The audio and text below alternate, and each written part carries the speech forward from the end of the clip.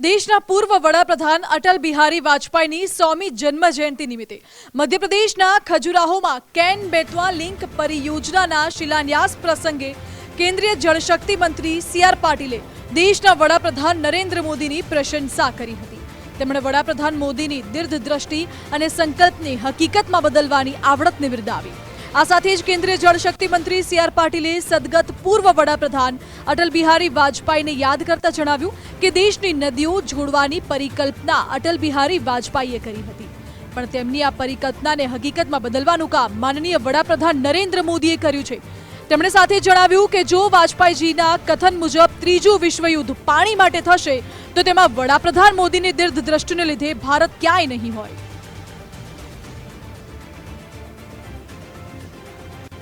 महत्व क्या है पानी का, ये मोदी साहब अच्छी तरह जानते हैं और उसी के ऊपर उन्होंने काम करते हुए पूरे देश में जहां पर ज्यादा पानी है वहां से जहां पानी कम है वहां ले जाने के लिए उन्होंने अनेक योजना बनाई है और उसी योजना के आधार पर मैं मानता हूं कि जो नरेंद्र मोदी साहब की लीडरशिप हमें मिली है, हमारे देश में कहीं भी पानी की किल्लत नहीं होगी। अटल जी ने सूरत के एक कार्यक्रम में कहा था कि तीसरा विश्व युद्ध होगा वो पानी के लिए होगा।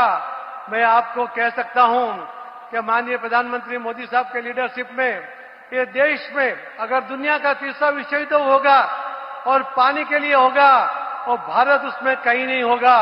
मोदी साहब के लीडरशिप में सभी जगह पर पानी की आवश्यकता पूरी होगी।